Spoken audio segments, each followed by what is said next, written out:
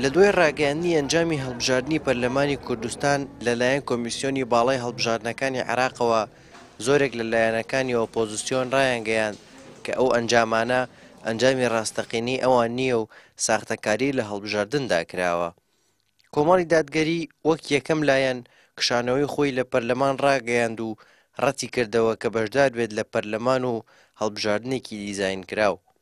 ئەو ڕێڕێکە کۆمەڵ دادگەری دای و هەڵێسەی کەندواندی بەڕاستی ئەوە داواکاری خەڵک و ئەندامان و لایەنگران و دەنگدەرانی کۆمەڵی دادگەری بوو و هەروەها داواکاریەکی جەماوەری کوردستانیش بوو و پێویستیەکی ئەم سەردەمەی و ئەم دۆخە سیاسەی هەرێمی کوردستانیش بەڕاستی دۆسەکە وا دیزاین کراوە کە ئەوان پاداش کراون و ئەو هێزانەی هێزی ڕەسەنن هێزن لە بەرەی خەڵکدان سزا دراون. ئەمە بەڕاستی لە عەقڵ نە مەنتیق نە بە هیچ شتێک ناگونجێت و پێچەوانەی حەقیقەت و ڕاستیشە. هاوڵاتیان ئەم هەڵوێستەی کۆمەڵی دادگەری بە دروست دەزانن و پێیان وایە بڕیارێکی ڕاستیانداوە و پێویستە لایەنەکانی تریش هاوشەوەی کۆمەڵ چوون بۆ پەرلەمان ڕەت بکەنەوە.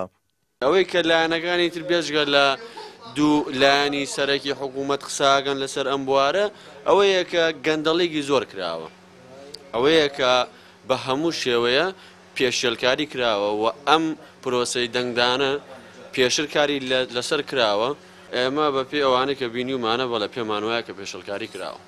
وەڵاهی وەکو حەزبەکان ئەتوانن باشترین ڕێکار بیگرینە بەر لەم وەزعە ئەوەیە کە لە پەرلەمان بکشێنەوە هەمویان یەک دەنگ بن تەنها ئەمە چارێ.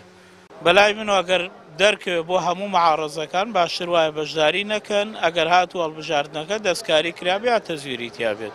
بۆ کۆمەڵی دادگەریش بۆ خۆشیان کاندیدەکانیان خەڵکێکی ڕۆشنبیرن لەناو خەڵکا دیارن دەستپاکن. ئەگەر تەزویر کراوە کارێکی زۆر باشەکەن جێگەی دەستخۆشیە لە پەرلەمانێکە بەشداری نەکەن تەزویری تیاکرا. بەڕاستی ئەگەر وابێ حەقی خۆیەتی و لەلایەنی خەڵکیشۆ دەستخۆشی لێکرێت.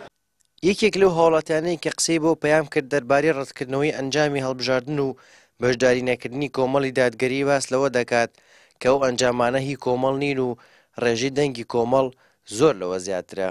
ئێستا گەورەترین بازرگانی لە سەروی نەوت و خان و بەرەو هەموو شتێک و سیاسەتە کێ بە هەرچی شێوەیەک دەنگ بە هەرچەندێکی دەنگی کۆکردووە ئەو ئەبێتە ڕقم و توانێت بازرگانەکەی بە باشی پەیدا بکە.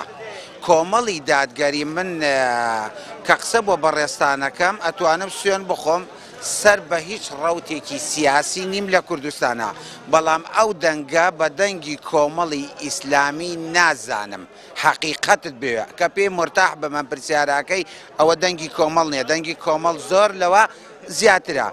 تا دێت کاردانەوەکان سەبارەت بە بایکۆتکردنی پەرلەمان لەلایەن کۆمەڵی دادگەریەوە فراوانتر دەبێت و هاوڵاتیان و چین و توێژەکانیش هیواخوازن بڕیاری هاوشێوە لەلایەن لایەنەکانی تری ئۆپۆزیسیۆنەوە بدرێت.